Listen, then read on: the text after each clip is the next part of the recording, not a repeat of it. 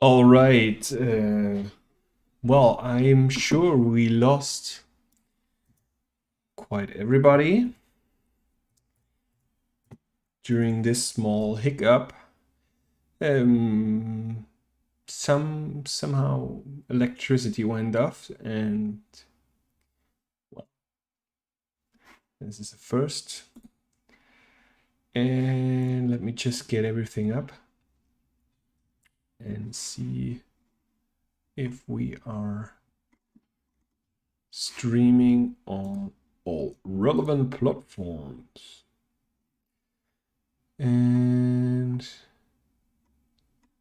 well, what do you know?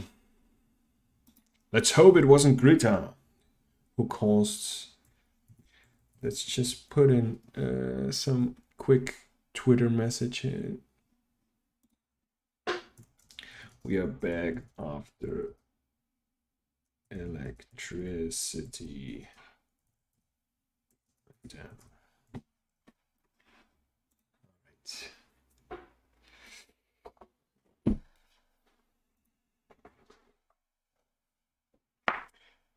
Well, that's a bummer, but doesn't matter. We're gonna save the day. Put in the music, and I think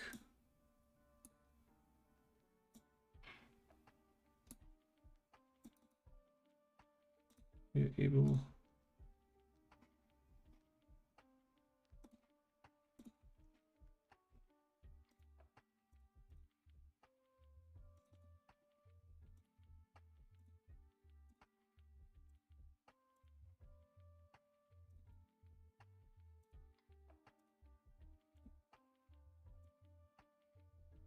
Okay. I think everything is standing. And we are back. Okay, let's open KRITA again. Let's see how much we lost. Recovered file. That is good to know.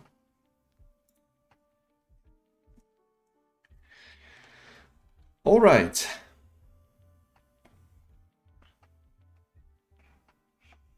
So, okay, we didn't. Let's just redo what we did so far. We copied this one.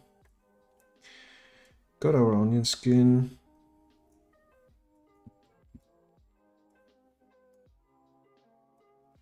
Okay.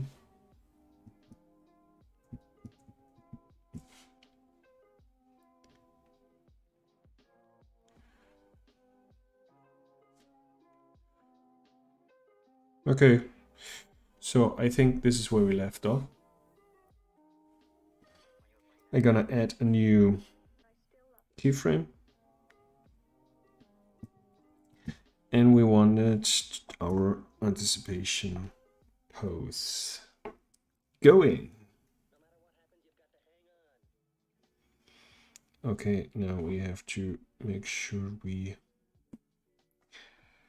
save.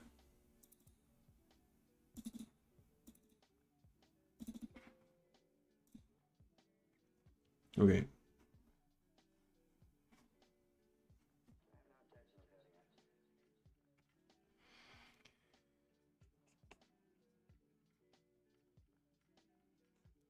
The weirdest thing, it doesn't normally happen to that electricity gets off.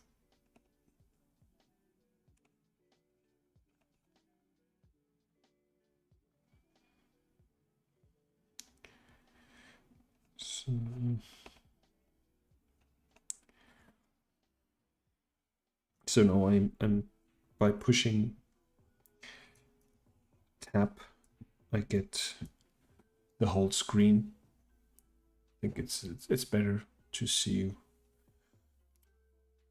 I like that option just by tapping the tab button to be in this kind of paper, get this paper feeling where I don't have anything else, just your brush and your eraser. And that's why I like to work with the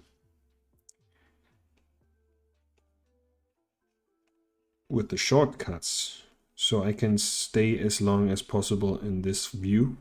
And now, as I told you, now I can just switch with the shortcuts between those frames.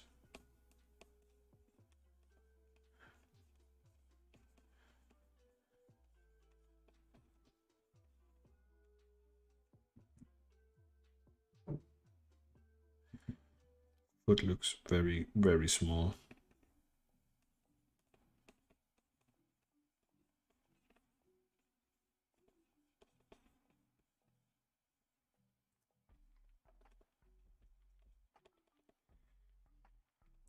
And for now, KRITA just feels, when you work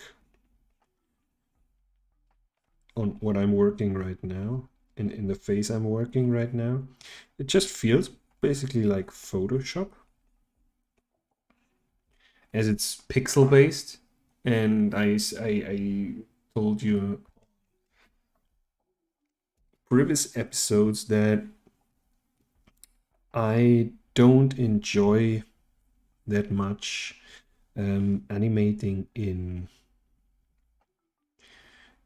Adobe Animate, or Flash as people are still referring to it sometimes, because of the vector-based program. And the vector-based program, it doesn't feel very natural when you draw, at least to me. I'm familiar with the software and I definitely use it whenever I need to use it, and that means whenever the aesthetic demands a program like Animate. And actually, when I have client projects, I try to develop an aesthetic that is afterwards that I can clean up in Animate, because for client work you want to be as flexible as possible, and they're definitely the vector-based softwares have their advantages, such as changing stroke width for all your drawings pretty easily. In Photoshop that would be impossible. Like, you would have to redraw every drawing with another brush size.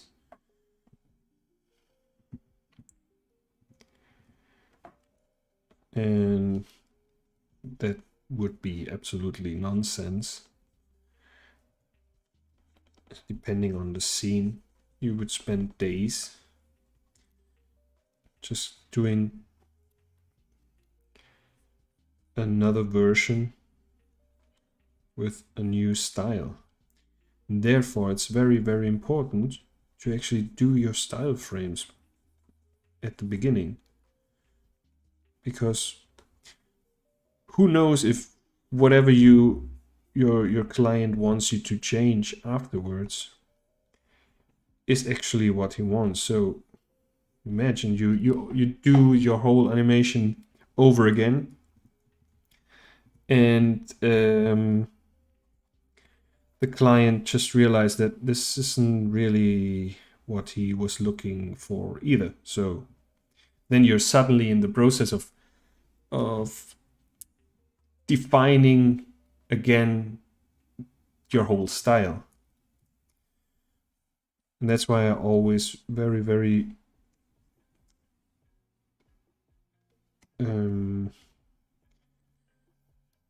I insist. I I tell the clients up front, like, this is the process. And whenever we go off the process, I have no problem with that.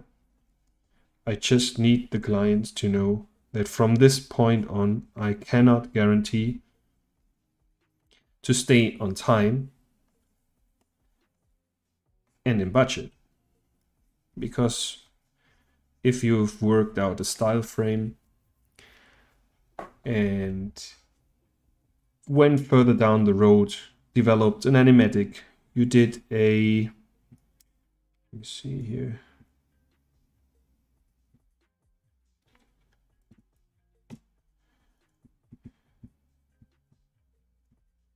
Okay, this looks good.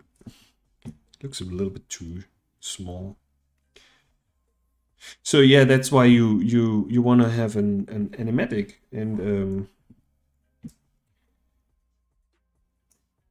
the animatic is basically just to define movements. The style frame, which is normally just a still frame, should define your style. That after you defined or you have approved the movements of your animation, you then apply your style.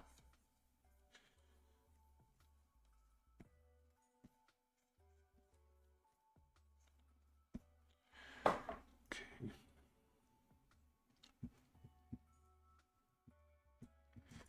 So sorry again for the interruption. We had a little problem with electricity.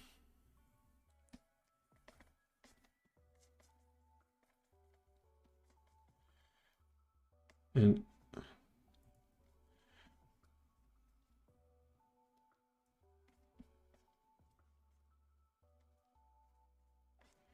this is also pretty weird on KRITA.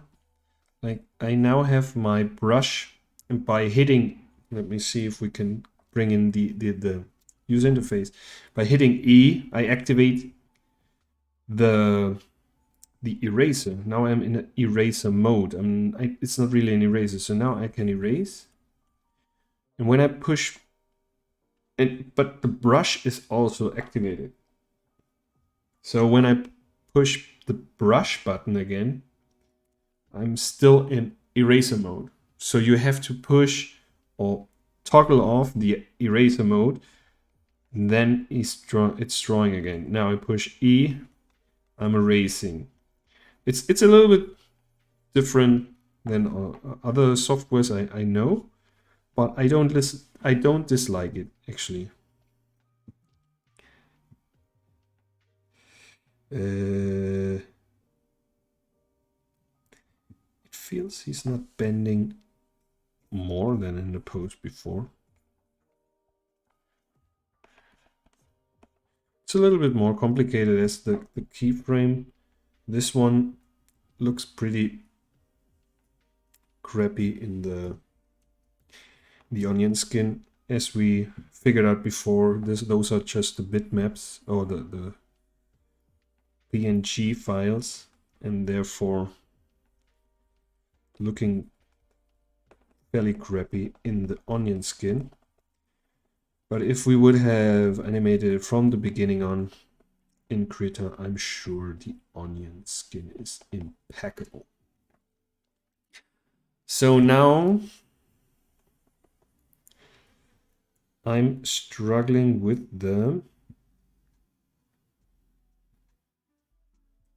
anticipation pose.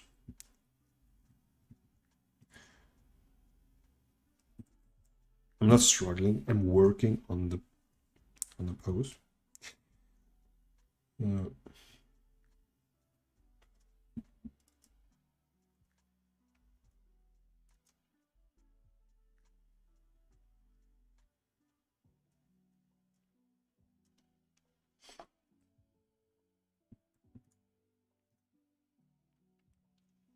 Is there anybody watching that has actual experience working with KRITA?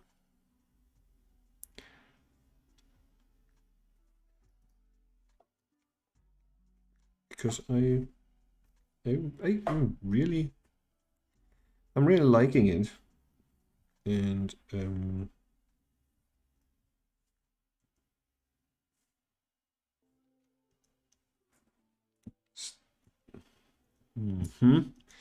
I got on the onion skin, but I don't see any frames.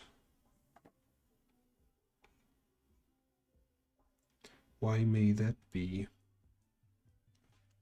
And now I actually don't really see the frame, so some preview problems here.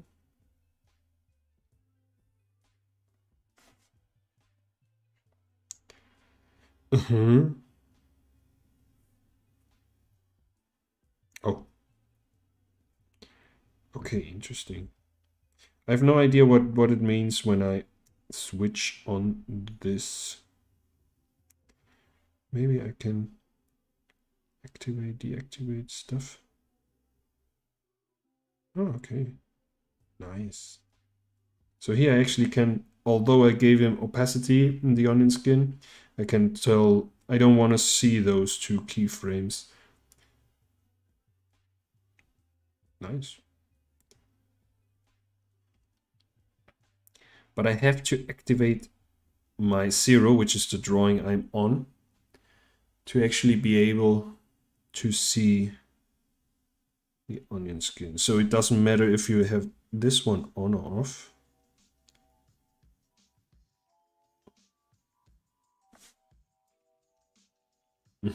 Okay.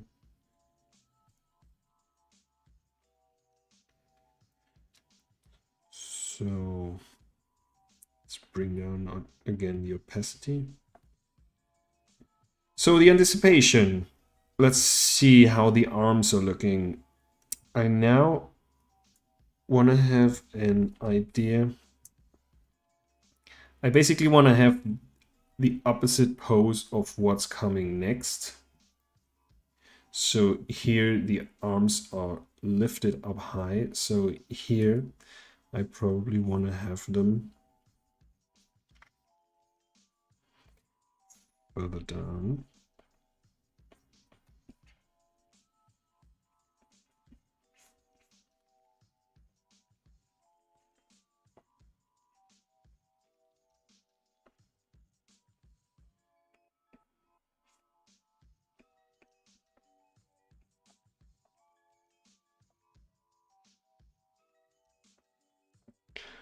And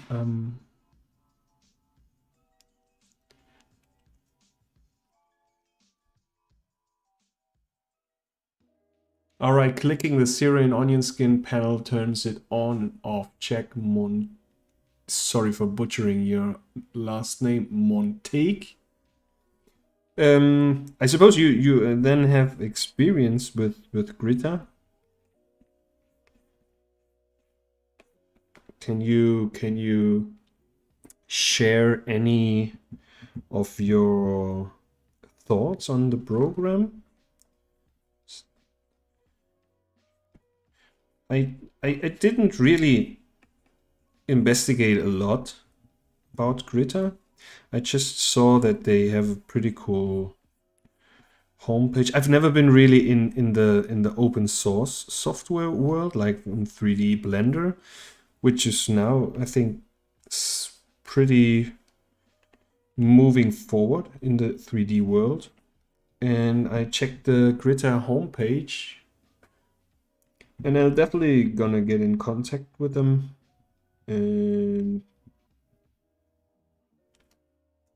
if this works out fine, try to participate actively on developing the software in terms of finding bugs or whatever I can do without any developer knowledge. I like the idea of the open source community, and I think it is brilliant to have a reliable free tool, especially when you start off. You started learning Blender recently for 2 animation. Nice. Okay, you animated a little. And Clip Studio. I haven't heard about Clip Studio.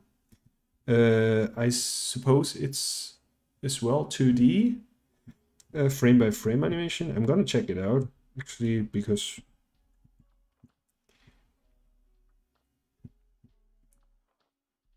until now I just realized I limited myself to the resources I just had already in the Creative Cloud. And by being lazy, probably not wanted to try anything else. But as I opened, okay, now here I zoom on the, oh, is there maybe a shortcut for zoom here? I'm not really sure if I can also zoom in and out in the timeline, so I see all the timeline, all the keyframes.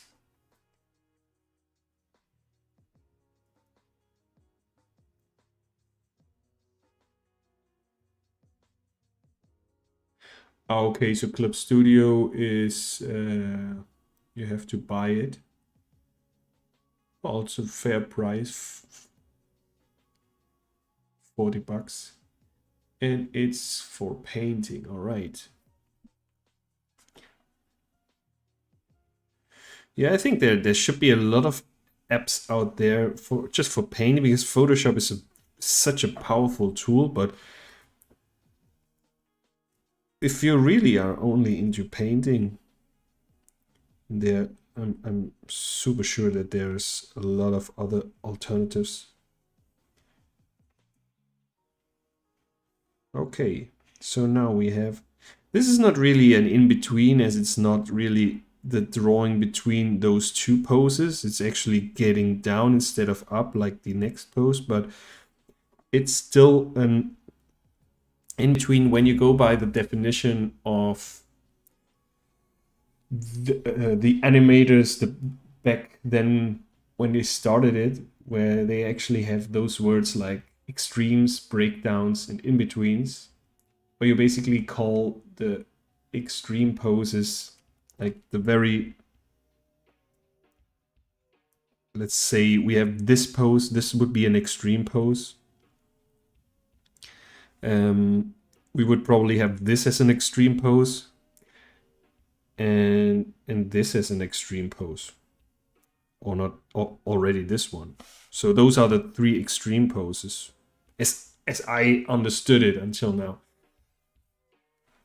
And between those extreme poses, then you have your breakdown poses, which basically explains a little bit how you come from one extreme pose to the other. So if we defined this one and this one as an extreme pose, we would probably want to have here some kind of a breakdown. So it explains how he comes from this pose. Okay, there's some kind of a jump. And then we have the extreme pose, and probably another breakdown pose will be this one here to get to the next extreme pose. So everything that's in between, I would suggest they are called as well in between. So it's not only in between, it's not only simple filling in from one pose to the other. So here he lifts, and here we want our next in between. So here I would definitely go with the, so I have here one board, here the other, so this one should be right in between, right? We have this tail, so it should be right in here. So this is basically where our board should be. We still gonna see those round edges from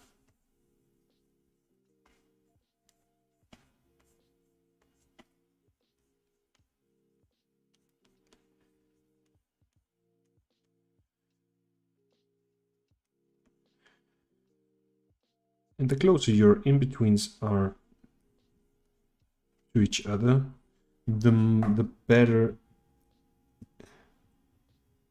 or the more sense it even makes to toggle between the keyframes and get an idea of the movement.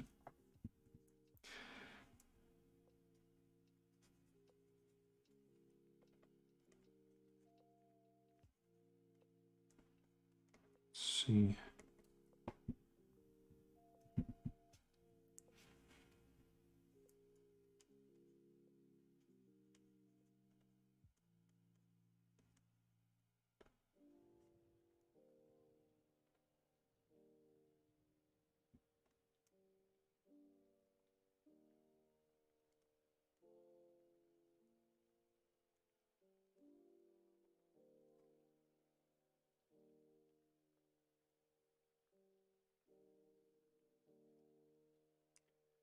Do you guys hear the music? Because I got very low level here on the peaks.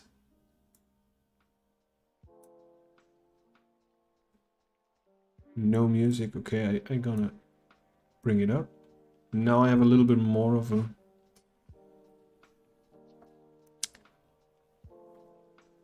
Sebas Motion is here. Hello. Dude, I checked your homepage or your Instagram and saw a little of your things. You're from... Is it... You're from Colombia, is that right?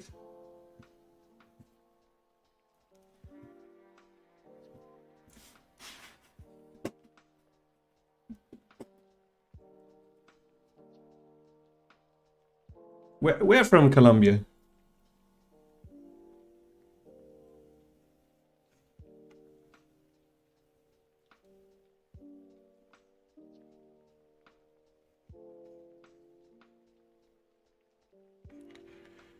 Okay, let's see here.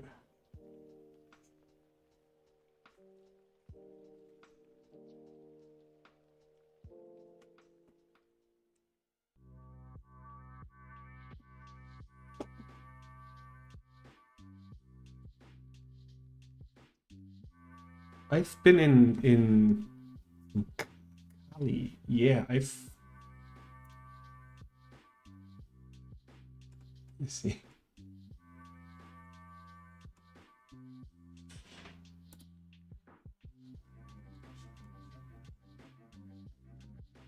So let's... I haven't been to Cali, but I've been traveling through Colombia. I entered the country from entering from Venezuela, and then went through the north. I went through Sucre,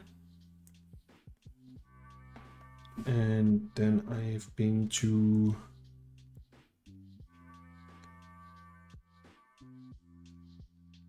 let me think while I draw. Now it's getting multitasking.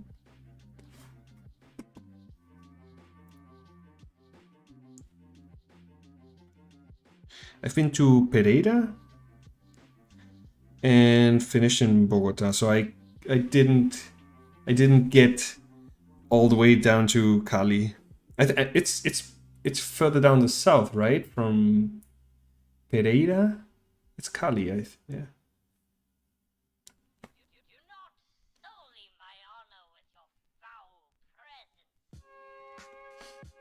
All right.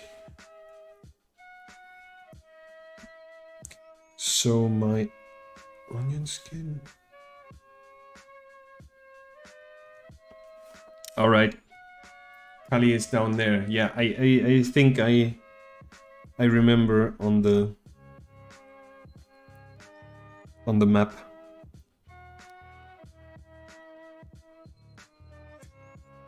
Okay, just a quick note on the in-betweens.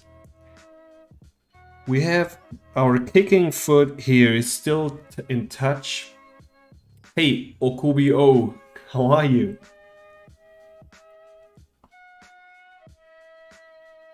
What do you think about when you animate? What do you try to concentrate on pose-wise?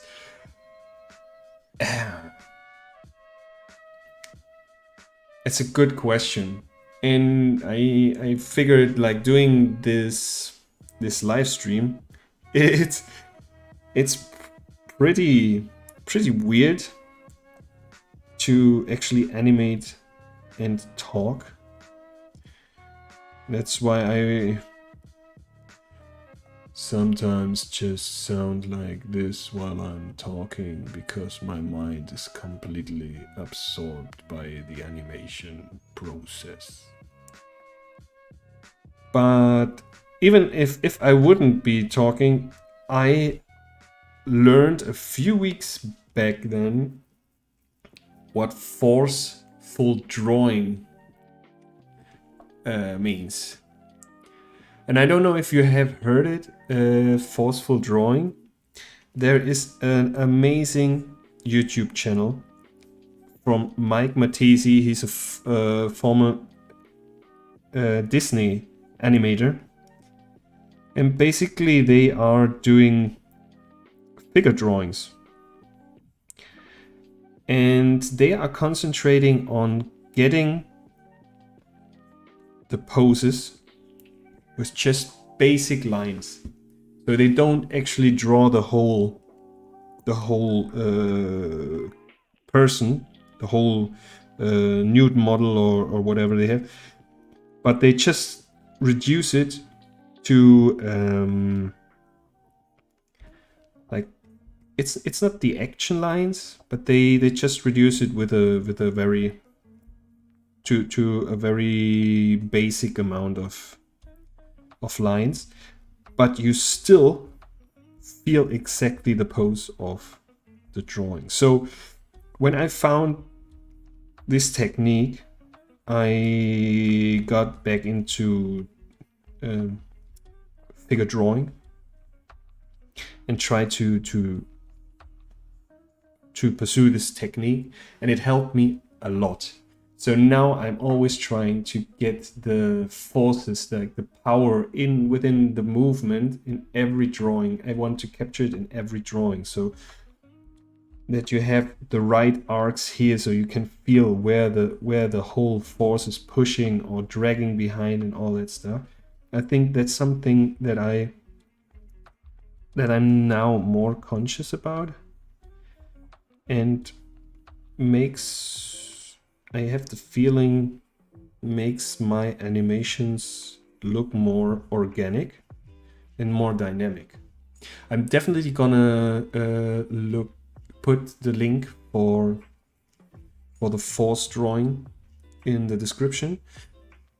You just have to look up in YouTube Mike Mattesi.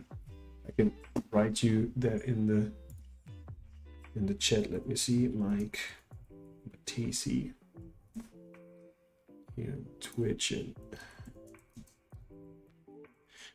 and this is something I recommend everybody who wants to get better at drawing, not even animating. And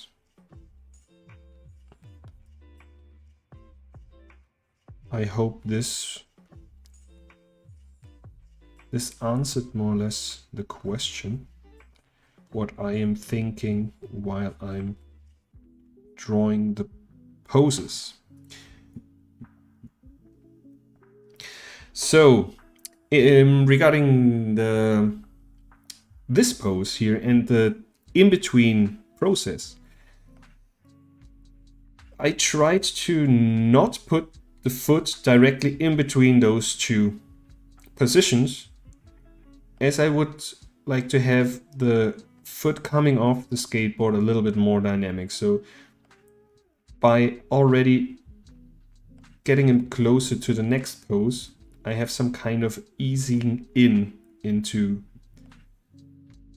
what comes next, if this makes sense. So here it's not a question of how long the frame is being seen or the drawing, it's more or less about spacing. So I want to have more space between those two poses than between those two. I hope this makes sense. Let's see.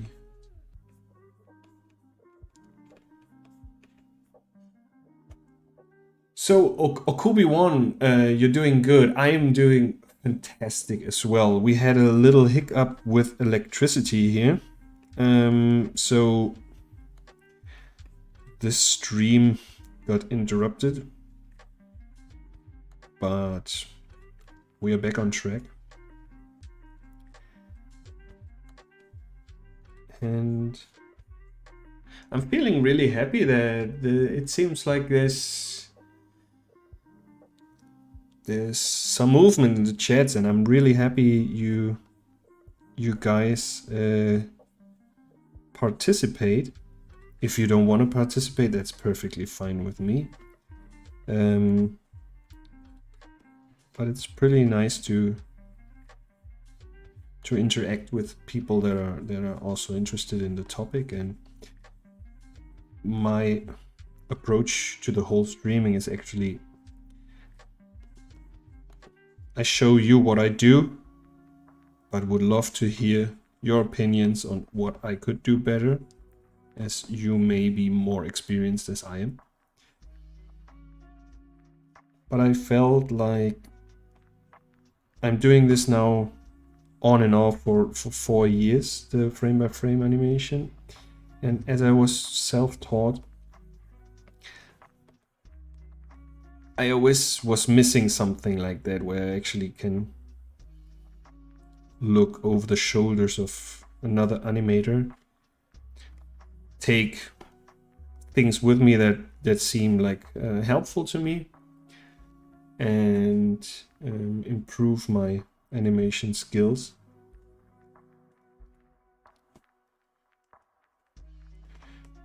And still really looking for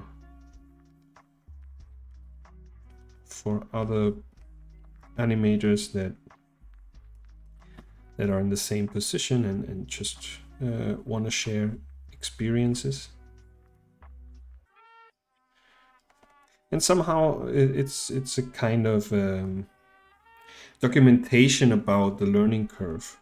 As I always feel it's a pity when you start doing something new and it's just so crappy that you don't really can do anything, or you don't want to show anything until you're at a point where it would actually be interesting to see how you started off.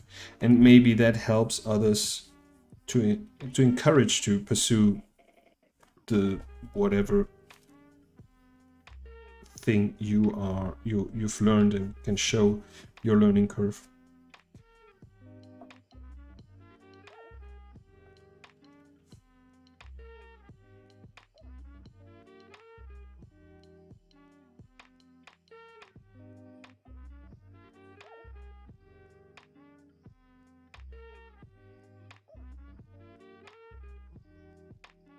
Oh man, Sebas, muchísimas gracias, parcero. It's nice to have this feedback, like, and I really appreciate all of your feedback, as this is so, the streaming thing is so strange and so new to me. But I wanted to do this for such a long time, but it took quite some effort to get over this imposter syndrome, like, and thinking like, well, if I do this, I do this right, and then you tend to overthink stuff, and then you never do it. So I think it's been nearly a year since I wanted to do a stream or tutorials and whatever, and tutorials are great. I just think that it's a lot of work. And the cool thing about streaming is it's instantaneous, so you cannot edit it. You can edit it afterwards, but I liked the idea that once it's out there, it's out there. So I cannot do anything. And now it actually helps me as a kind of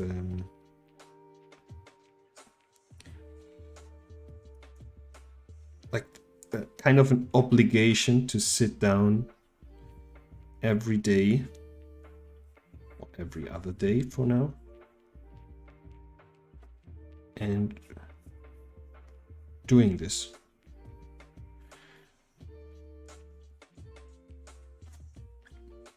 I'm thinking about doing some kind of recap video, some kind of get out the essence of a stream, but everything one set at a time.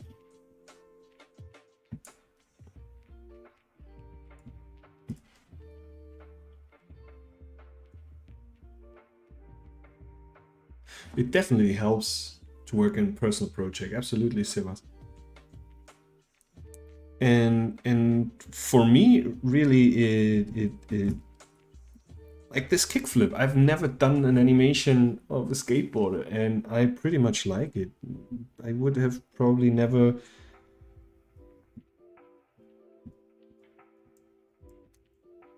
I probably would have done it, but then I would have overthought it and never would actually finish it. So now it's this intense animating time when I'm streaming, and the good thing is I'm not distracting myself with any other stuff. Like I would be a total dick if I just now start checking my Facebook and whatever. And that's what you basically do, I suppose, or I do a lot. When I work on projects or experiments or whatever, and then just drift off and find myself after a while I was just going through tweets or whatever. So that's also one positive aspect of the streaming. I want to get my reference. I'm really scared now opening any other software, not knowing what caused the breakdown earlier. Okay.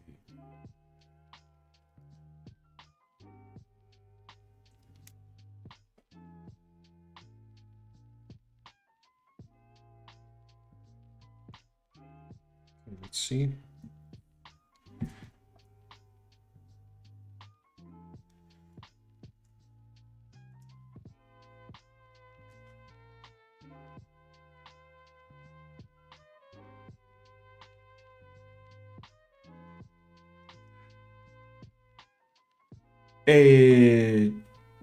Check. I don't know if you're still in the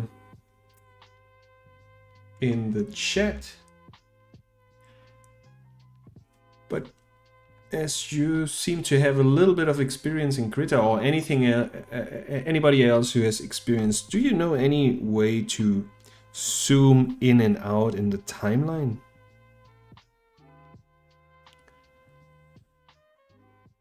So I wouldn't.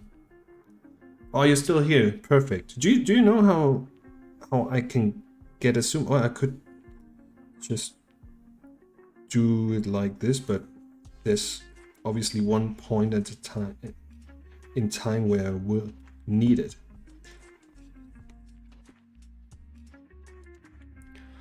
Off the top of my head, no.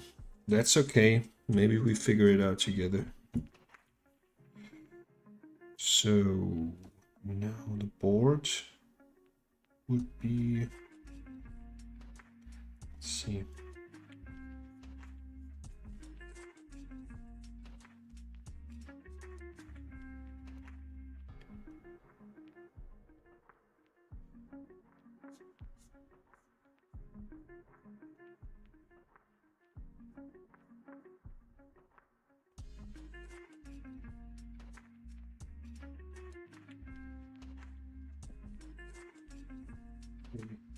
space right click. Okay, let's see. Oh, that is awesome. I love that function, man, because I always hate those little sliders on the Adobe programs.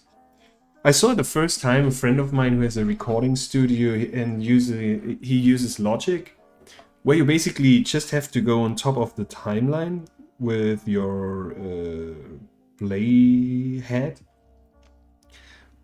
press the mouse, and then drag up or down to actually zoom in or out, which is basically the same as this one now. And oh, great, thanks a lot.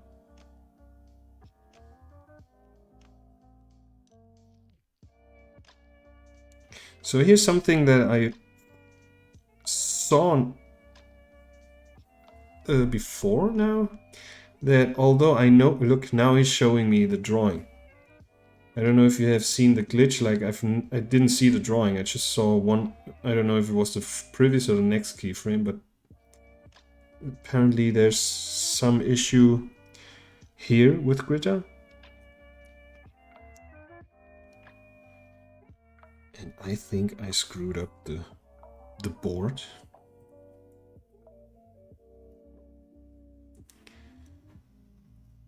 So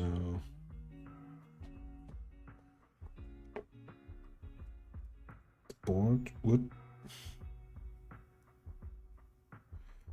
probably,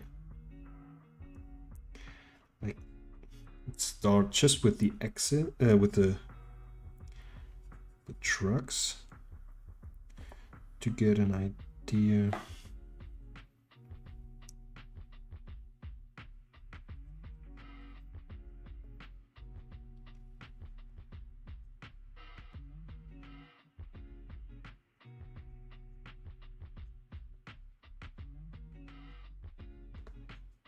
Okay.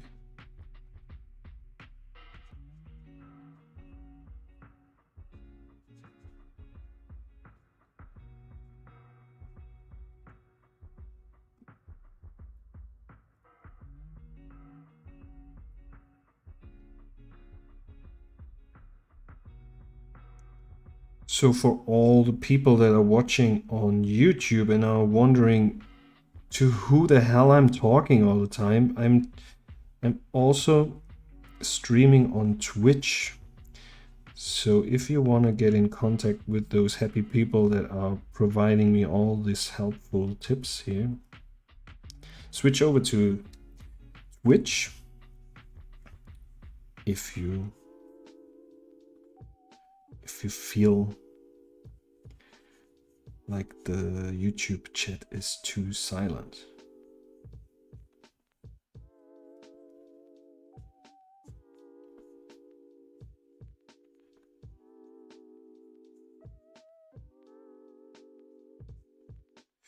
Okay, now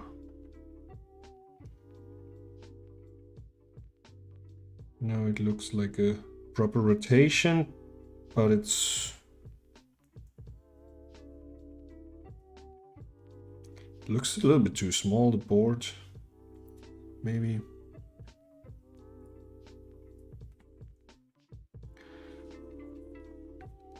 Now I'm just using the lasso tool and the transform tool.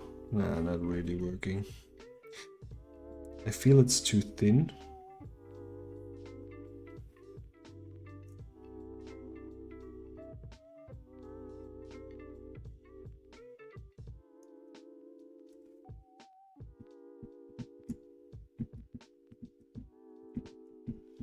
Mm-hmm.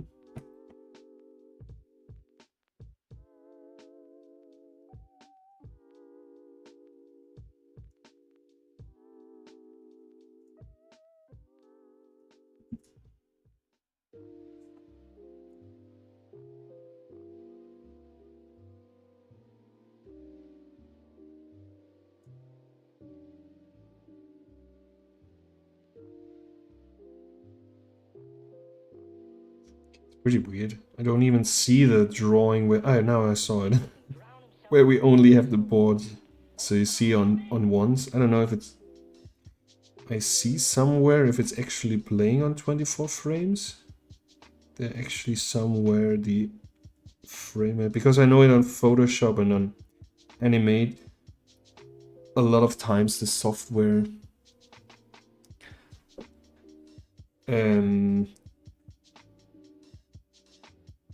a lot of times the software is not able to play the actual preview in 24 frames per second.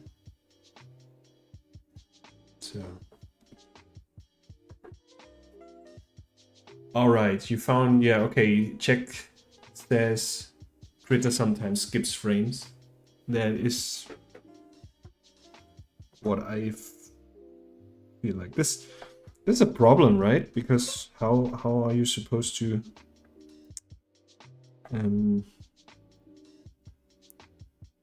see if everything works the way you want it?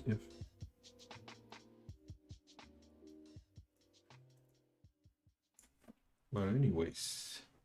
You'll make this rather snappy, won't you? I have some very heavy thinking to do before 10 o'clock. Do you use any kind of reference material? I haven't seen that. Yeah, man. Check out the stream from, when was it? Friday or Wednesday last week? Because as I have never done a kickflip, I was looking for reference videos where we got out our key poses, at least, and from there on went on our own. And there as well, and in this episode, I mentioned that I saw animations from skateboarding tricks where it was quite obvious that they were tracing the material, which makes it completely realistic to a level where it looks weird as an animation, because I feel like animation is supposed to not be realistic. It's a weird line between realistic and in animation to actually get what we feel seems realistic. We have to break things. That sounds weird, but I don't know if you guys are familiar with the Animator's survival kit and have studied a little bit of the walk cycles in the book, where you have poses where the joints are actually broken, which means like the elbows are bent in the wrong direction whatsoever. But depending on where you use this technique, it makes your animation, it feels more natural in some way.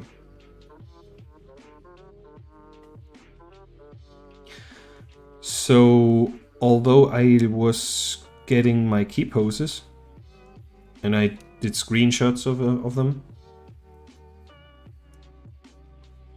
I really had I wanted to draw the poses on my own.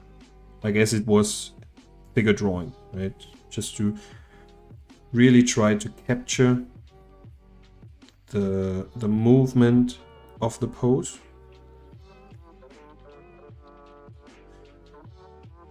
And afterwards get in there and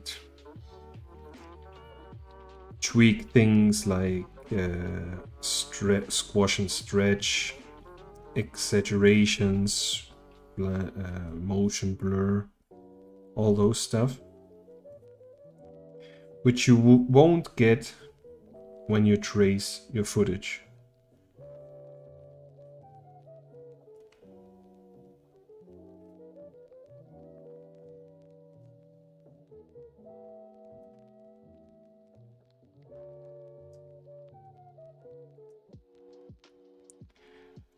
What I'm missing a little bit in KRITA is I always have to get the transformation tool, and basically it's just because I'm not familiar with the shortcut yet.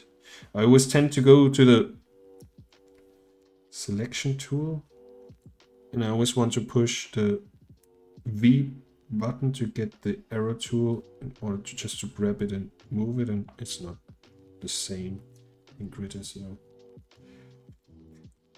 that's why I used the transform tool to work around that problem. And I'm probably gonna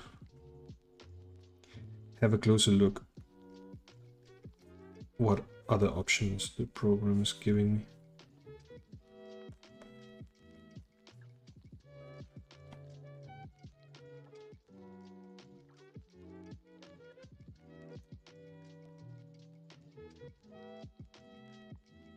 So things like this, obviously, this sock was not in the reference video, but those are the things you want to exaggerate in order to make your animation look more appealing, I think. And if you trace footage, there's a good chance that you miss out on those elements.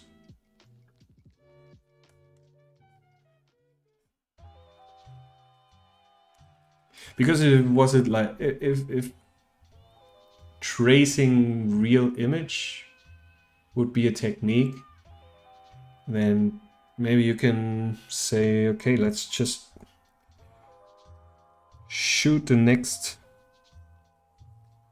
Pixar movie in live action and then just have a few hundred people trace the images. But I really don't want to judge. I just want to explain why I think that it's not looking, to me at least, as an appealing animation when you just trace material.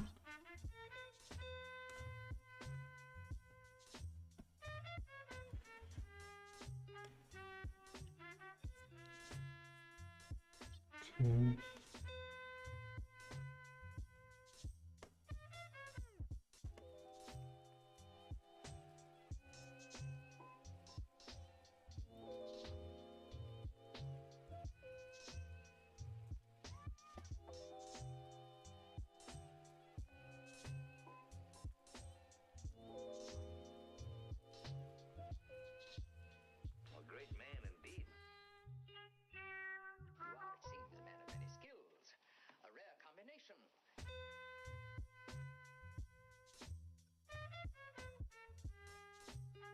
What are your go-to tools for inspiration or actually learning frame by frame if you're into this? Can you recommend any cool blogs, or actually streams would also be very cool. I'm still starting off in the Twitch community, especially getting through the gamer streams and looking for more animation related streams. I get a weird thing here with this lag.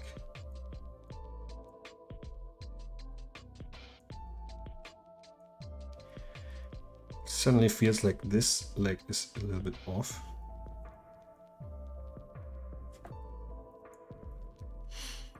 And I think to analyze it, I would probably, now I can add a new layer here. And what I may want to do is start kind of a guide layer and analyze actually where my feet are going. And I have the feeling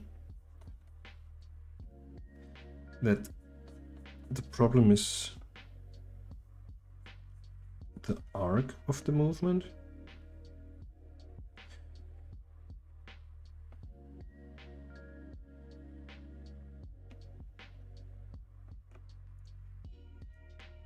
Okay. This is also one thing that I've never not figured out yet quite right. I don't know if you've heard about Enrique Baron. Quite known animator, at least in the motion design industry. And he has a motion design school class, I think, where I've never done the class. I just saw material, and there are a few exercises where he starts off with a guide, and I saw this a lot, those guide layers. I never start with them, but I go to them whenever I feel like here that it's something's off. And it's basically, let's see where the foot goes afterwards.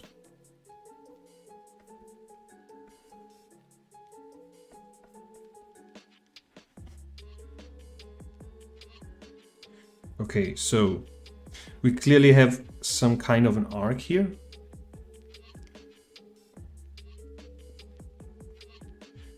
And we definitely have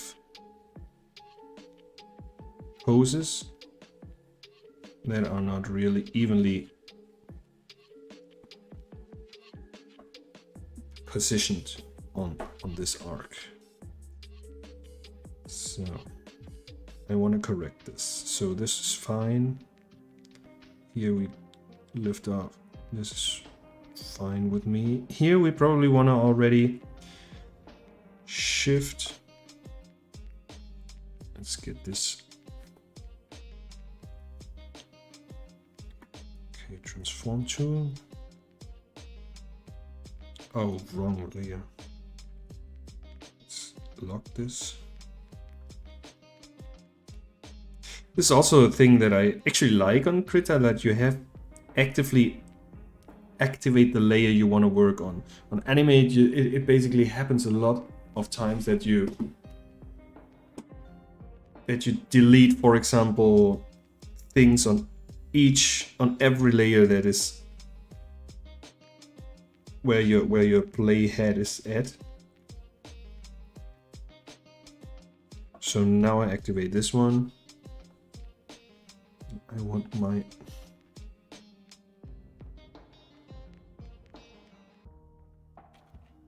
so let's bring this a little bit more out.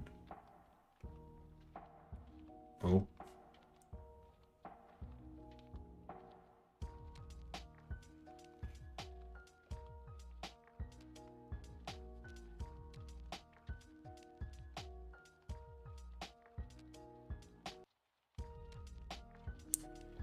Okay.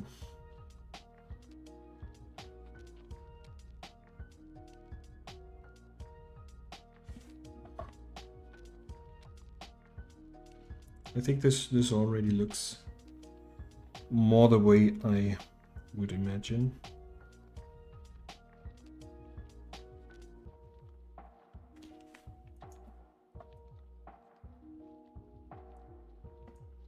Well, at least in the movement, there's nothing that feels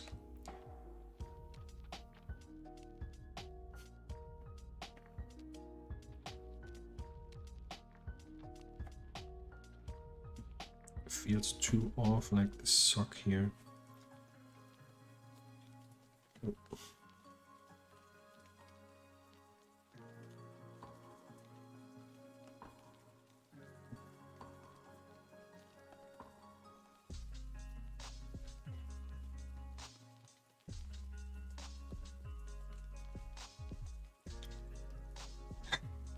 The multiple layer is great until you've been drawing on the wrong one for half an hour. Oh man, in the previous episodes, streamings, I drew so many times in Photoshop on the background layer, which is even worse, where you don't even have the possibility to just mark the thing you drew and then copy it in the other layer. But the background layer is always everything on white, so it's, yeah, but I totally agree with you.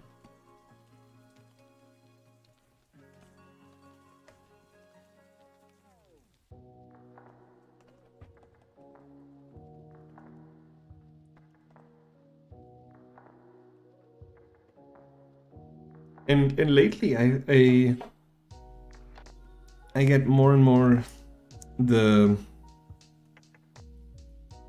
I try to keep it as analog as possible. Not really sure why, but I try to work only on one layer as much as it's possible. So I really start with my basic shapes, and then I just lower the opacity, or just lower the opacity by a very transparent eraser, and then draw on top of that, and draw on top of that, just erase it a little bit, and like it was on paper with a real pencil and an eraser. And then for the cleanup, I actually open a new layer. Why I do it, I think it's, I don't know.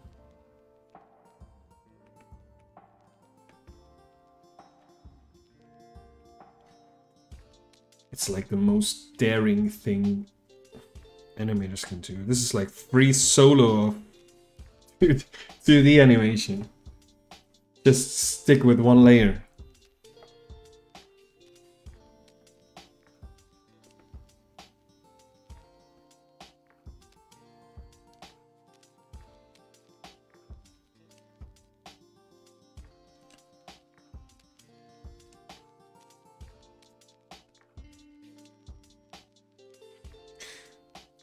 So my onion skin shortcut is also a little bit of a problem.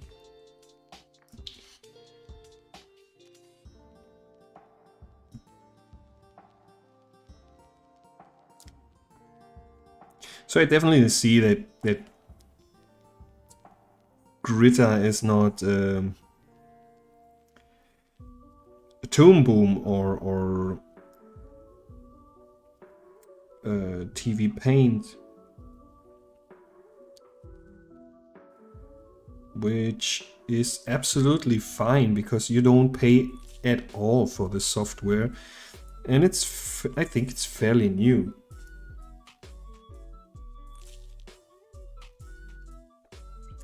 Doing it on one layer and rougher drawings gives it more energy somehow. I totally agree. And the weirdest thing is I haven't been drawing on paper for such a long time because I was always missing this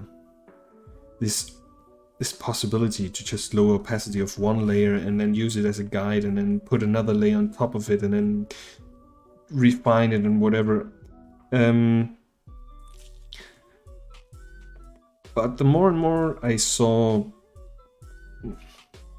people like Mattesi, which they do basically the same like you do digitally. They do it on paper. They draw with a very, very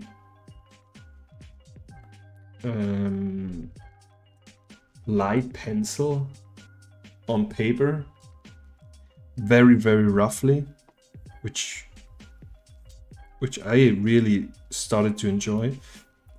And then go over the drawing on the paper with an eraser and just lighten up the lines so you'll be able to draw on top of that again, maybe with more pressure,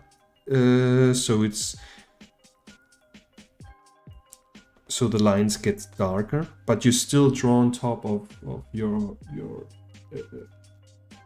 first draft, and then you erase it again and refine and refine. And I started to do this on paper and started to enjoy it so much, especially as you get more and more, you render your image bit by bit. And I like the approach to, at the beginning, be very, very rough, very, very, very loose. Not really worrying about every line has to be like super thin and super precise. You just go, you use the whole paper. And I'm probably gonna try some bigger formats to draw on instead of only the regular A4 papers or sheets.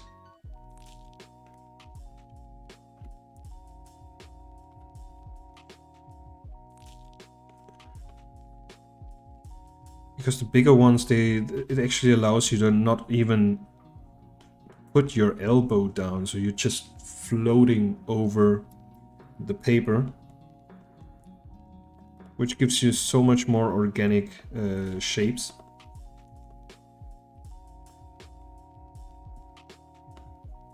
And as well, this is one thing I learned from this YouTube channel, the horse drawing, just to not be too precious about your drawings at a certain stage. I'm really not happy with the leg. It's just...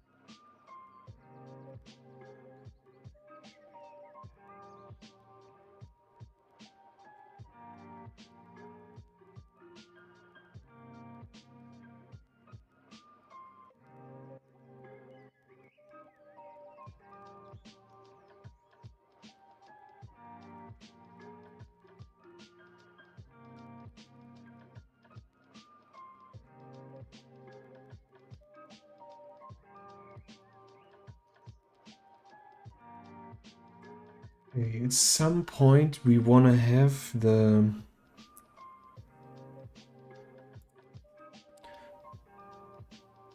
drawings on twos, as I want to slow down the whole sensation of the jump before he actually gets down.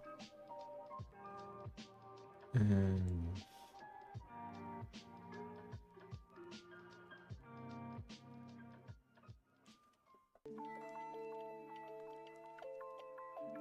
let's say that this is around this point.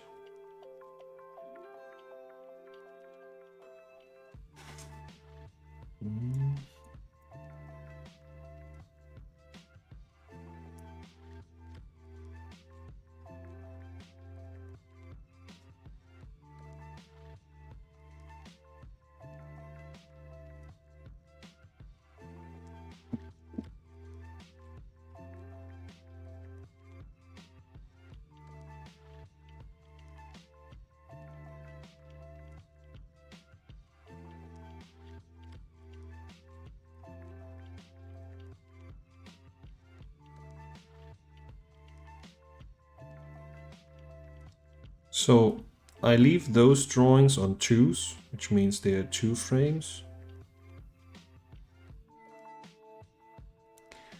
And then continue with the in-betweening at this point.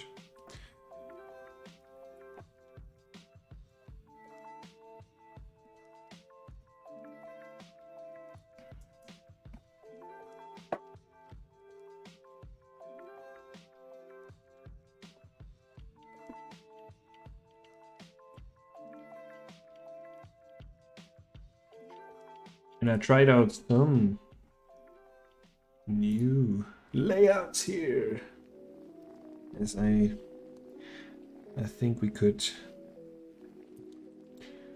once in a while during this stream do a little switcheroo.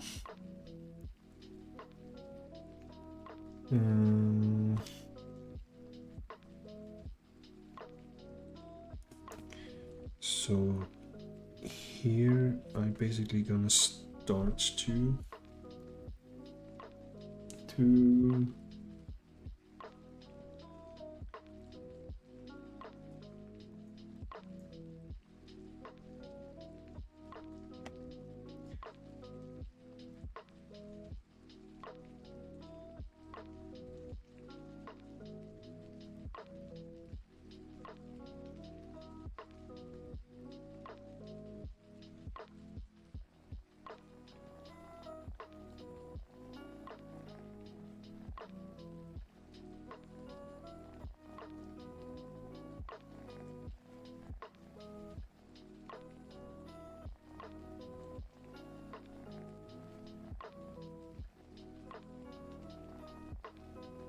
good.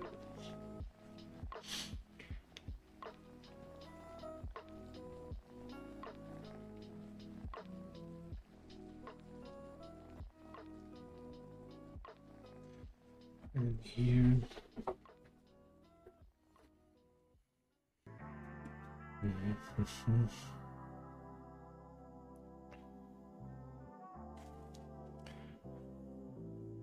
Now the body starts to get down.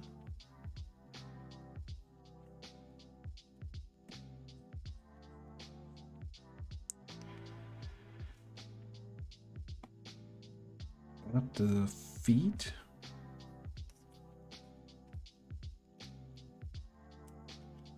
I think this is the most compressed pose of all.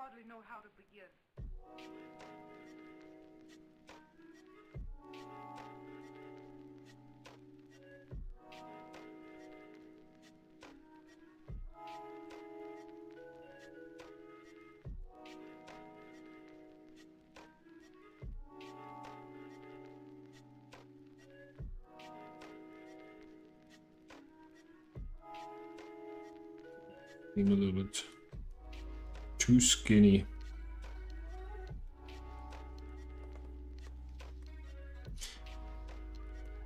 That's also something that I would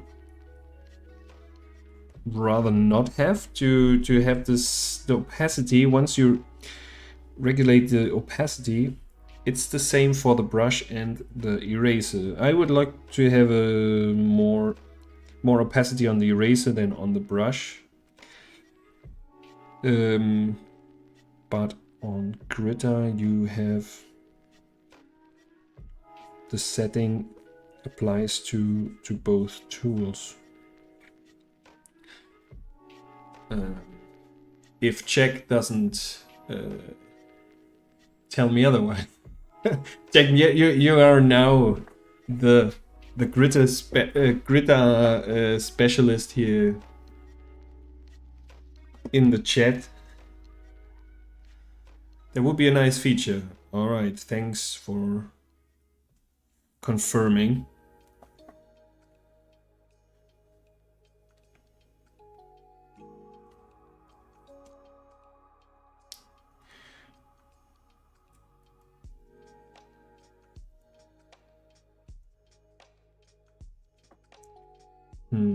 What's with the arm?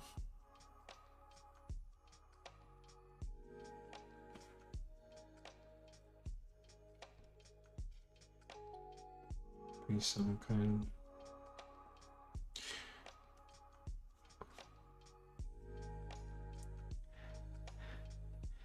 No pressure. You're not the one with the face cam.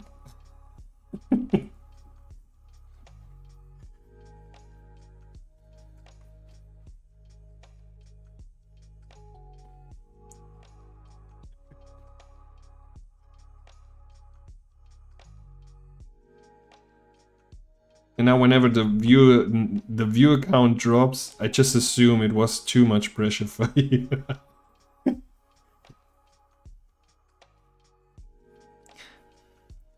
But I'm wondering how this probably also you may have some experience as you are more involved with your Blender experience, how the whole open source community works and how easily things can be approved in such softwares.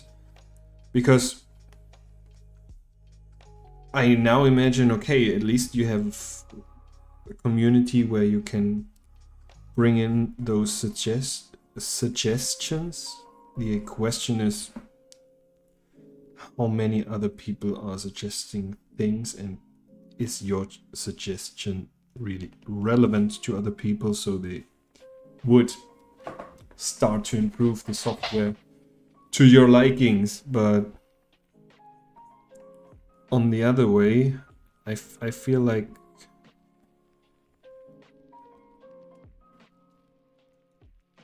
with programs like Adobe, it's difficult because I can't complain because I never did any effort to write on forums or something like that to make any suggestions that what they could improve. But I felt, for example, for After Effects, at least for what I'm using it, and I use it a ton, but for 2D animation, there was not that much relevant change during the last years. Although there's also the back end, there's always improved, and you may not be that aware of the changes they do, but it feels like in such a huge community like Adobe, where I have the feeling like they're more focusing now on bringing out a ton of new apps instead of improving the ones like the goldies. I don't know.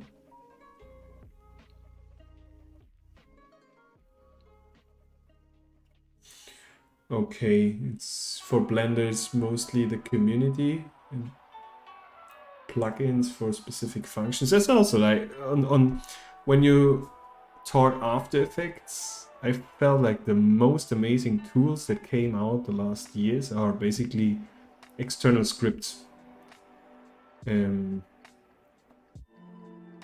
Which is amazing.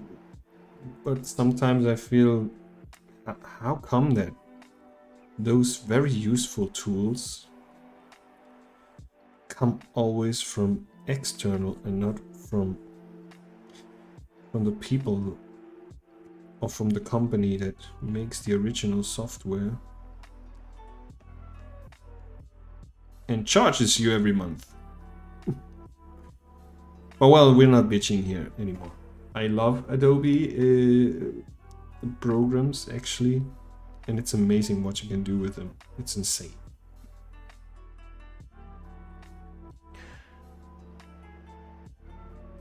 There should be a separate eraser tool you can assign a hotkey to. All right, we're gonna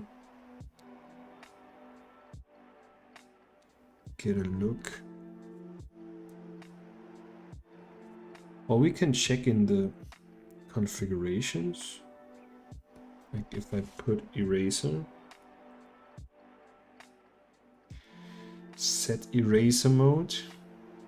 That's what I already have. Or you say there is or there should be. Like they should develop one. Maybe I got you wrong.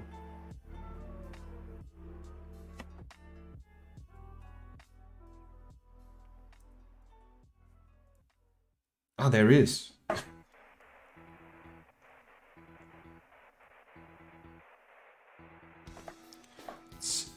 Scripts. Look, there are also scripts.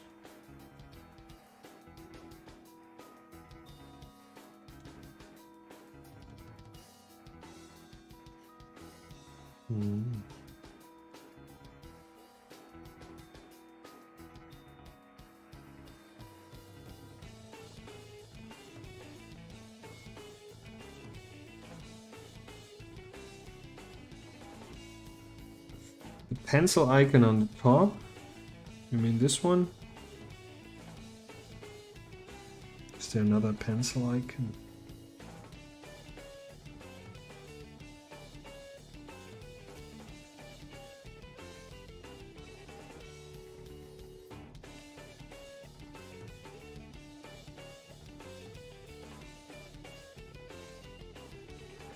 Next to that.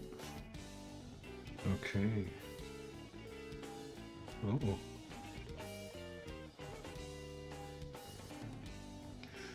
this seems just to change the size here.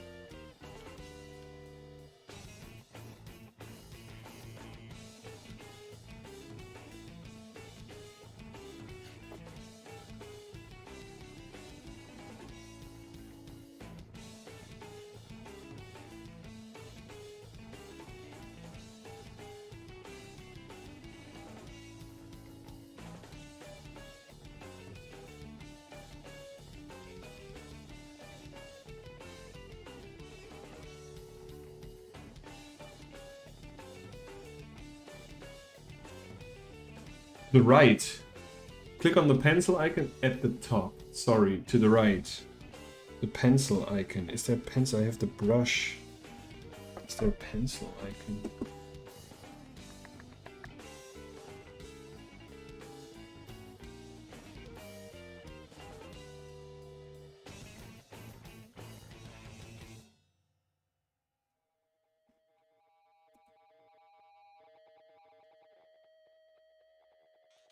I had it. Okay. You mean this one? Those two? The brush preset option. Okay. Yeah, I only see those erasers here. But it seems those are just presets. If you check out here, I think they only change the size. But when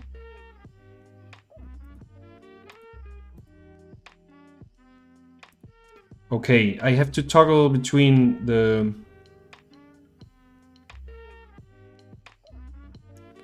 presets, maybe. Are those letters?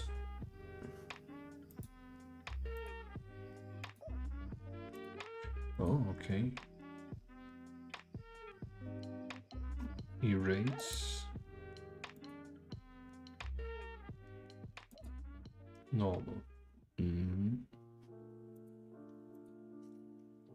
It would be cool if you could like create a shortcut for the presets, and probably there is, because then you just change. Well, I'll have a look at them. And thanks again.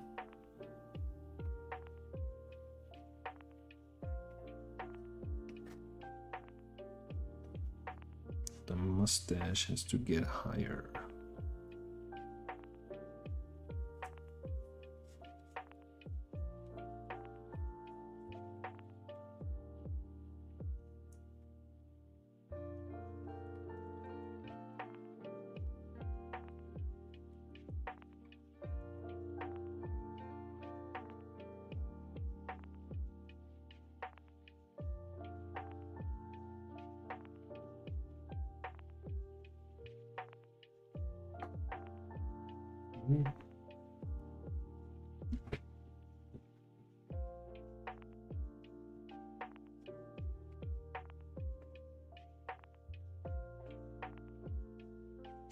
Oh, just out of curiosity, how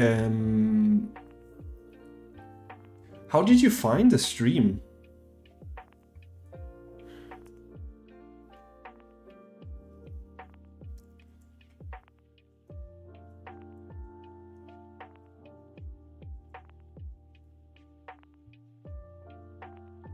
See.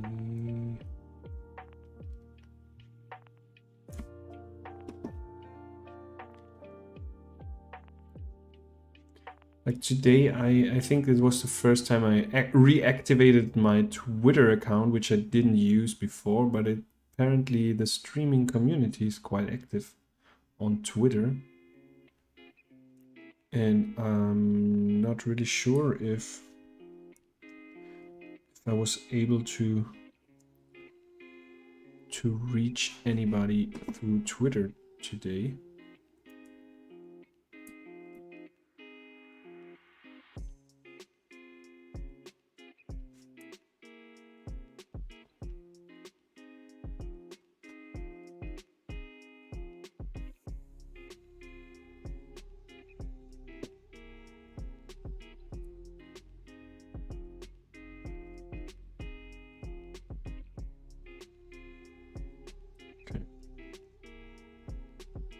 So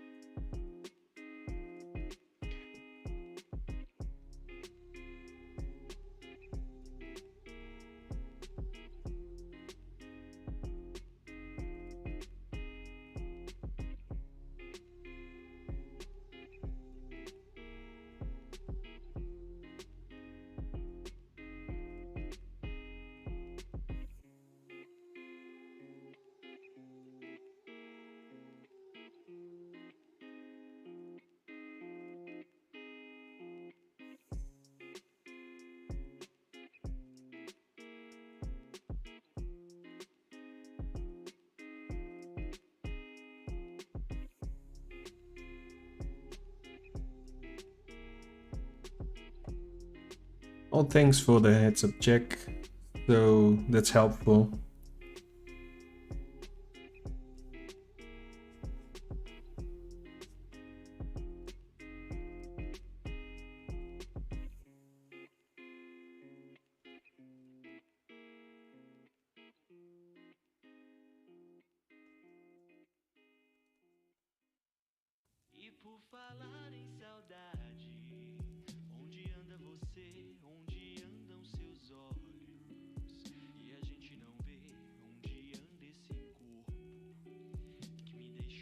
Yeah, KRITA is pretty cool. They retweeted,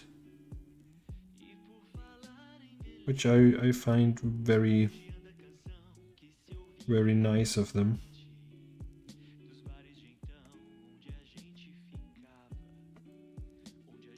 Which gave another very positive taste to the software. And I have to say, until now, well, we haven't really used any functions of the software when it comes to exporting, importing, or whatever. What? But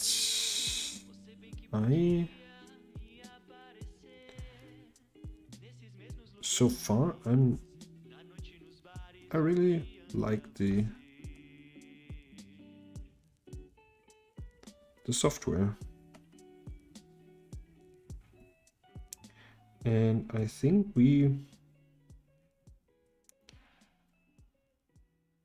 I'll do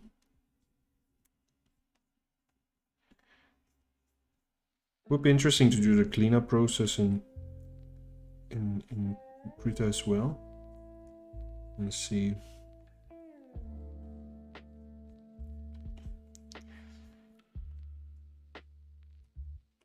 How it works out.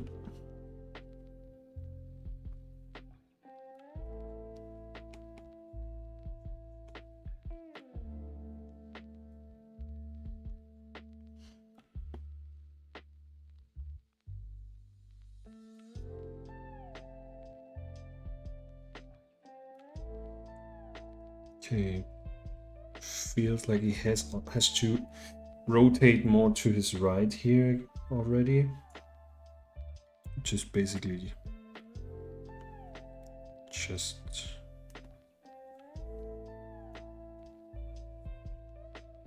let's try just to move everything. Wow. Okay, now.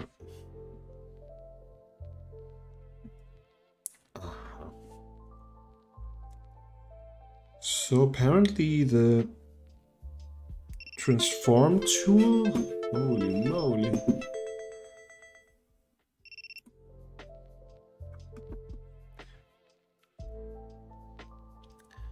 Cheers, Jack, for following on Twitter. I think it's a pretty helpful tool, Twitter, for cases like electricity goes down and you have to get in touch with the people that were watching, or as I haven't done it yet, but planning on doing more spontaneous streams as well, and I think I'm gonna announce them on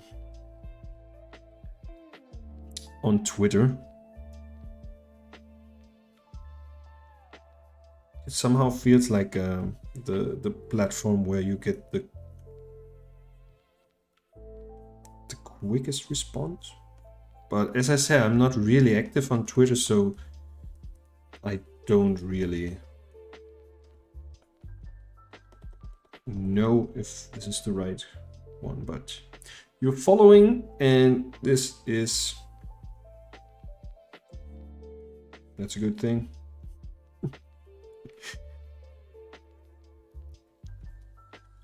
Yeah, I was thinking about doing as well streamings in the evening, and although they may not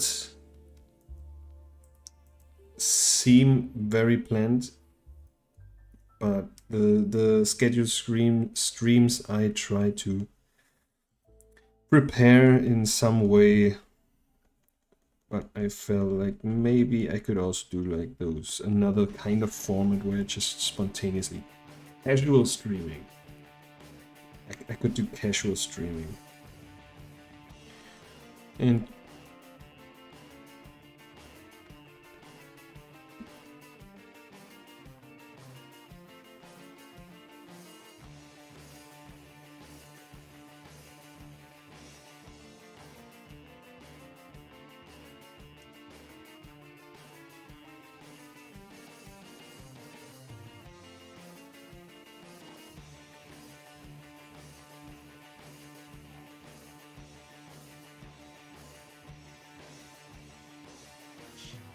Okay.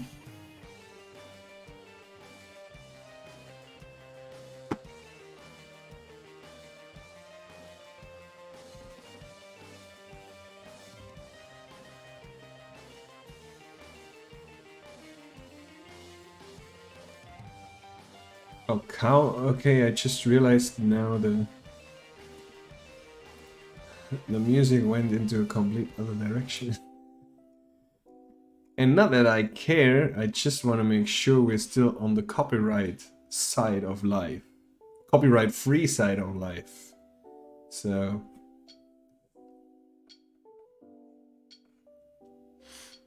Oh, by the way, I forgot to mention them. The music that you heard in the intro, there are 2 musicians from Germany that were kind enough to allow me to use their music. And this is something I really would like to do for the streamings.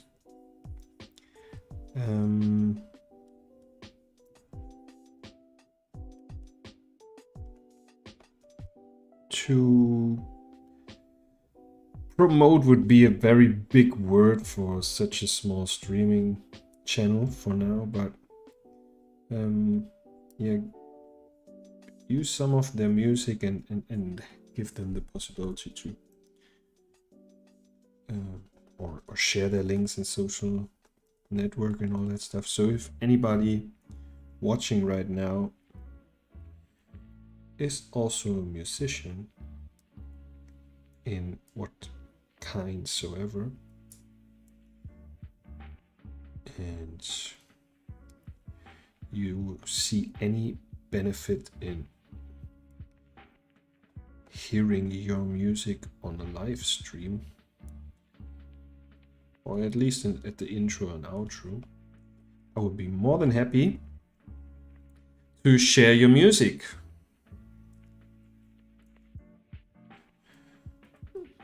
But if not, I can use copyright free Spotify playlists. But I feel this is another way of getting in touch with other creators, so I would rather put in music of people that contact me or get in touch with me and just have a little bit more personal relationship than just using some Spotify.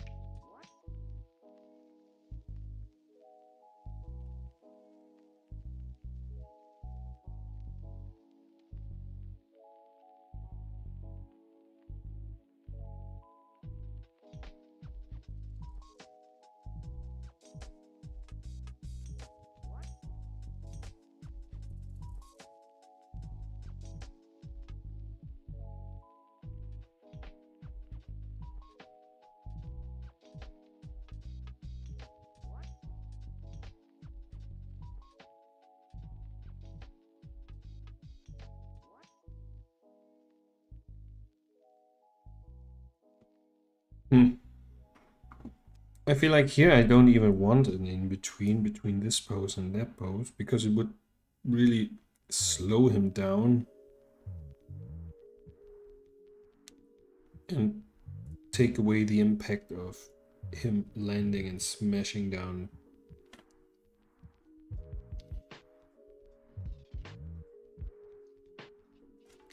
So maybe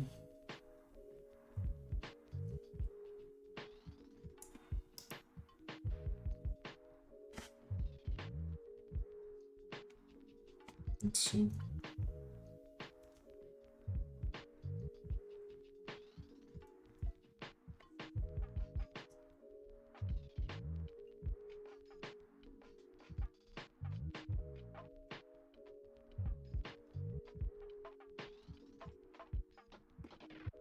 We're getting there.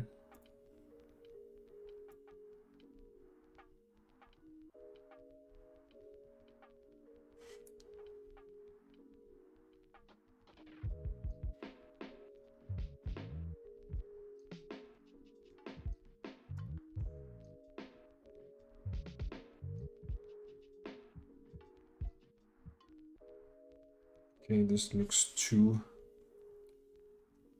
fast on the landing.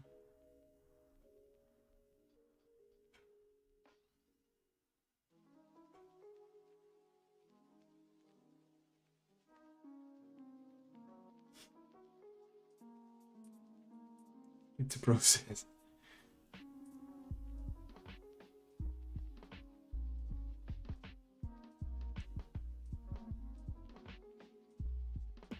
Yeah, I don't like the landing.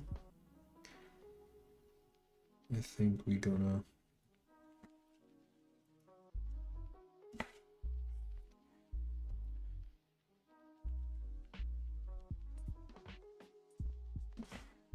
let's see.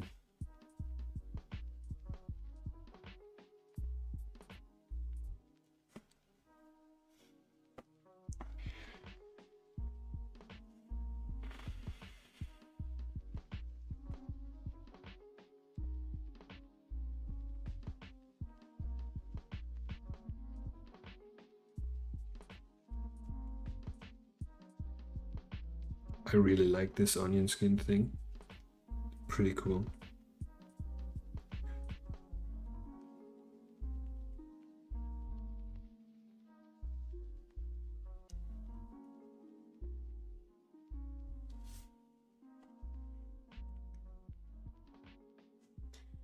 You think more squash? Let's see.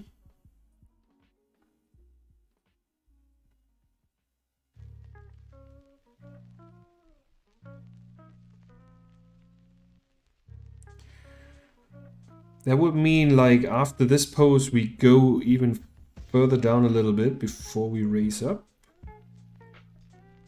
We could try that.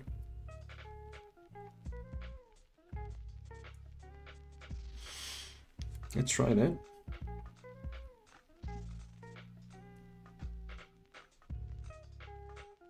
Absolutely.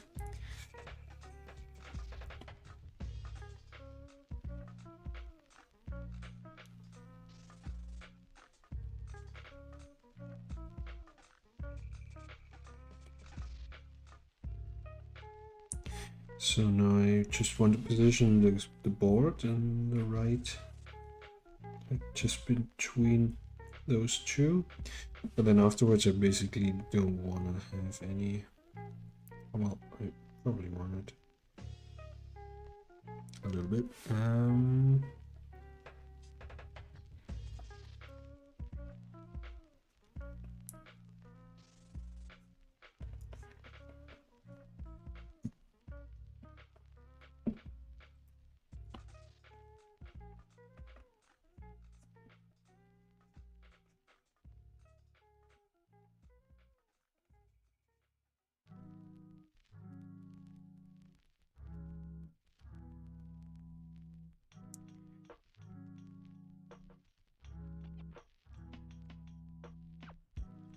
So just to let you know what's happening in my head right now.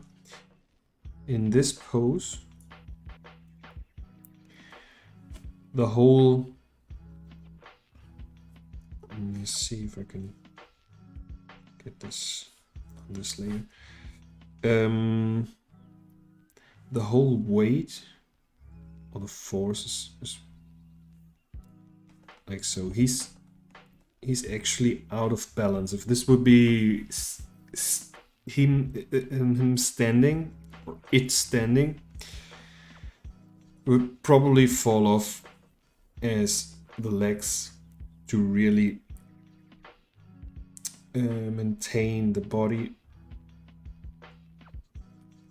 would need to be more beneath his body, like so. But as we have the movement, it works. Like we have this very quick movement of the board. Oh wow, this is also a thing that's pretty weird with the... Oh no, we're still on the... I haven't activated the other layer.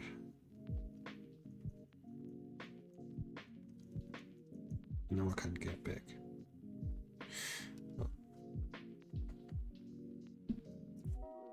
Well, anyways, to finish my thought. So for this pose, I actually want him a little bit more... So the body already shoots to the front.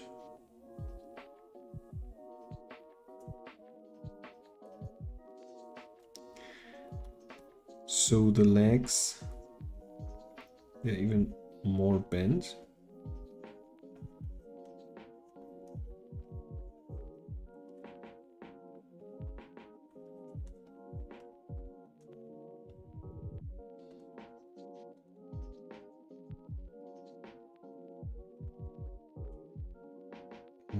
This one.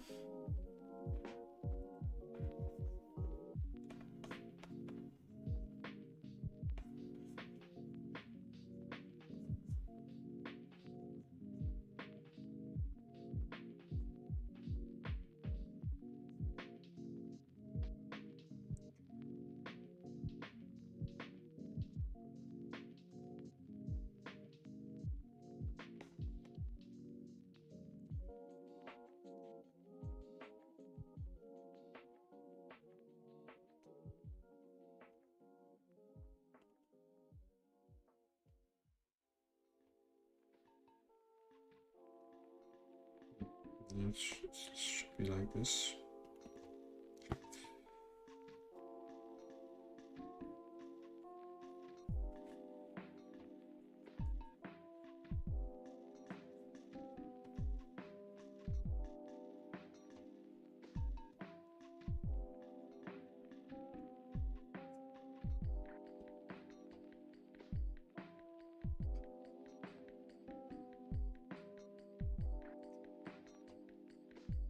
And I already want some, like, if he had shoulders.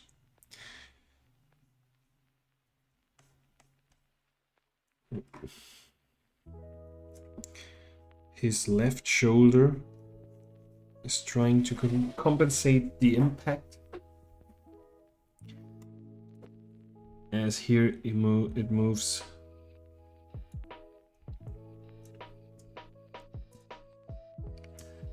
to the front. So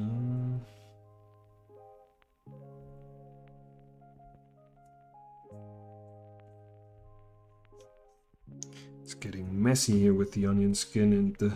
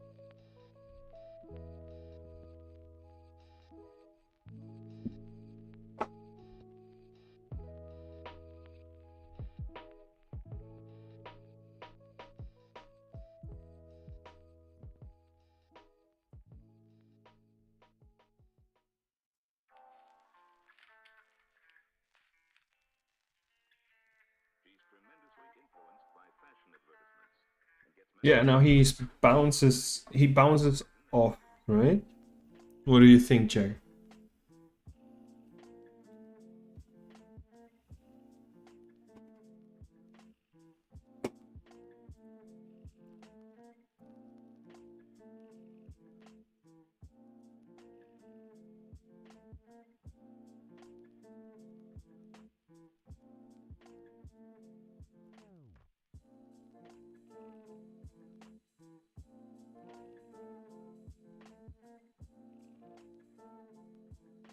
Now we...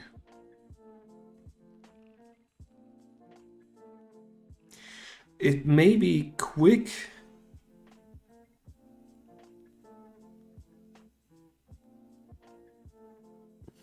Let's see. Yeah, I see what you...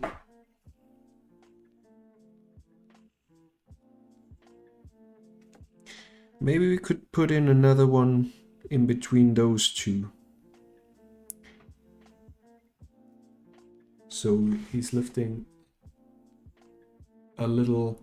What at the initial at the beginning, I had the idea to, when, because of the impact, he's bouncing down, and because of the impact, he's already shooting up again. It's like just like a bouncing ball, like so, and then he finds the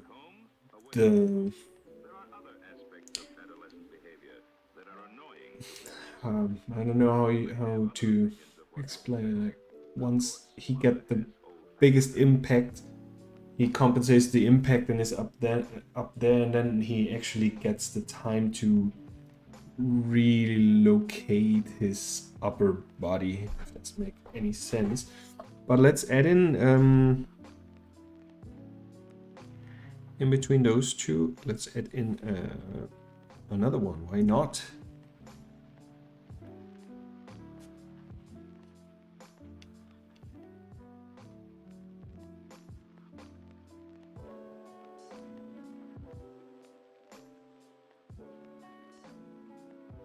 What I think we would have to have in mind is the position of the skateboard, because if we now put in another in between here, it may seem like the skateboard is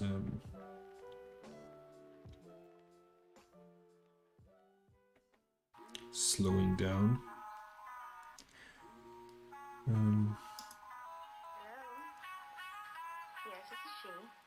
I'm wondering if we can... Okay, I can get separate frames. I'm wondering if there's a possibility to mark every keyframe from here on, and then move every drawing of those frames the same amount to the left, instead of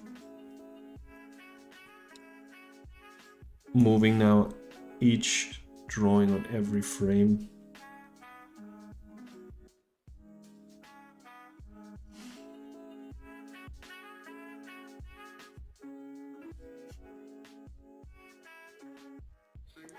Because when I...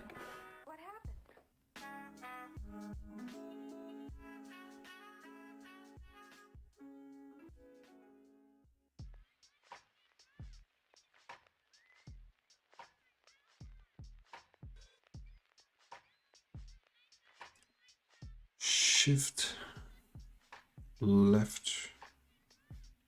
Let's see.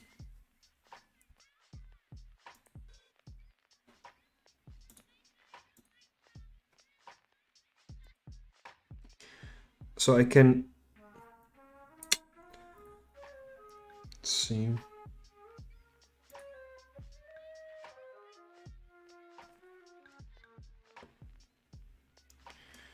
If I now want to get in my...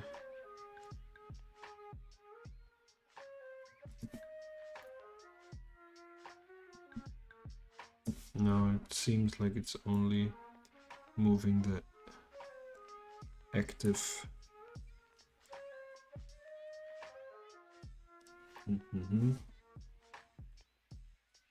I'm sure there's a possibility. I'm totally sure.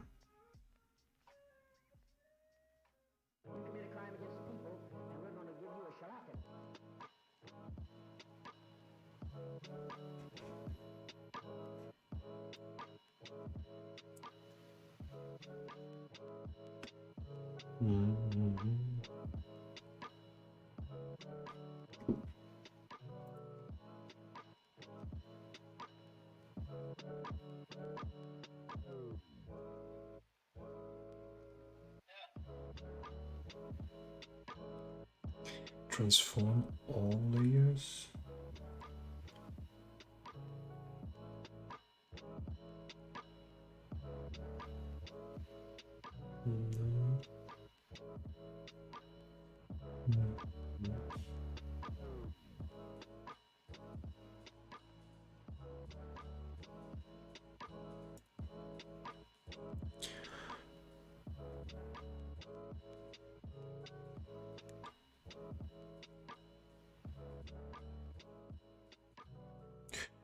We're just gonna put in the in-between and we'll see where we go from there.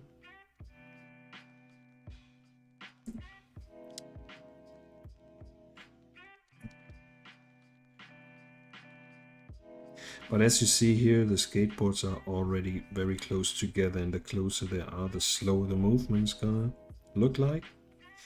And by adding new in-betweens, we basically slow down the movement.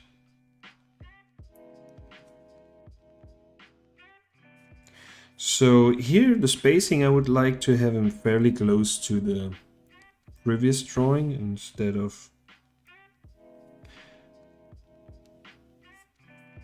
I think this would slow down the bounce more than doing just in between. Like in between, literally in between, exactly spaced out between the two poses.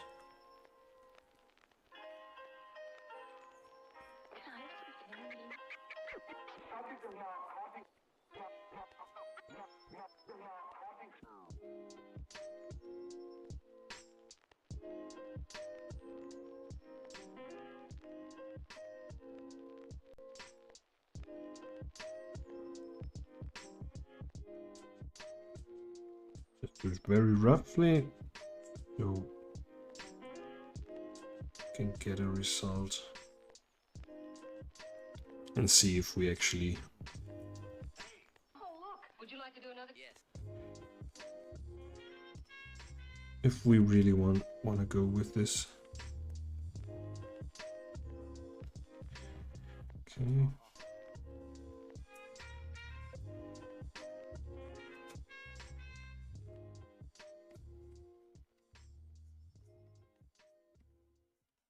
You're telling us we gotta risk our lives just because somebody might need help, huh?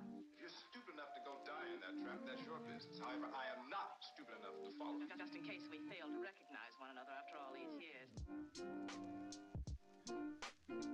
See, he's again off balance here. You see, he's behind his legs, but let's see how the...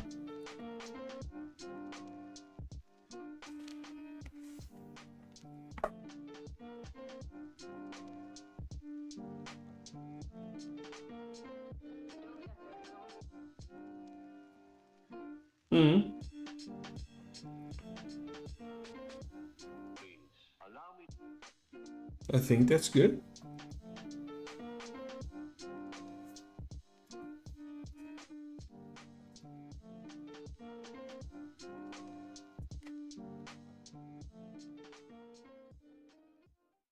If he's not treated right, he's even programmed to die.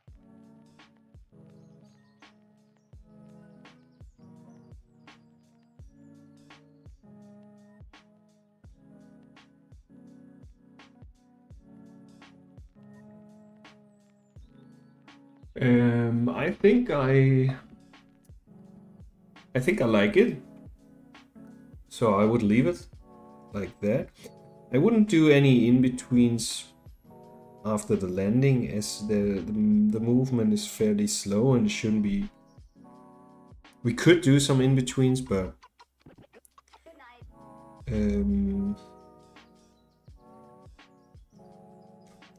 I would say we leave it for today at that point. And then probably clean up the whole animation. The next time will be Friday. And see what KRITA can do for us in the cleanup process.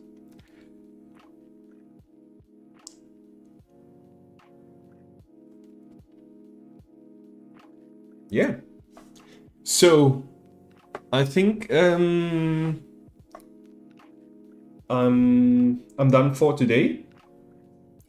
Thank you so much for helping me out today, for joining the chat and being that active. Jack, that was amazing, and Sebas, pretty much appreciate your engagement here. And it would be awesome to see you as well on Friday if you have the time and can make it. I'd love to see you here, and we're gonna continue discovering KRITA, which for now, first day working on it, second day working on it, I'm fairly surprised here.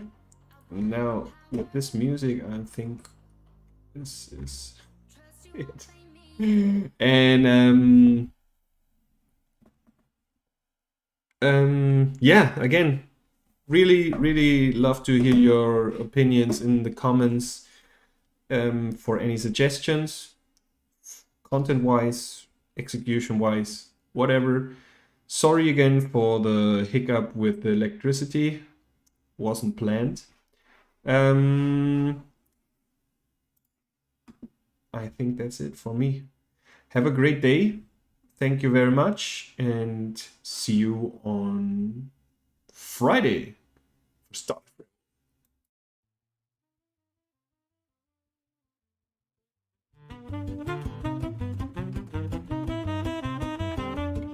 Friday.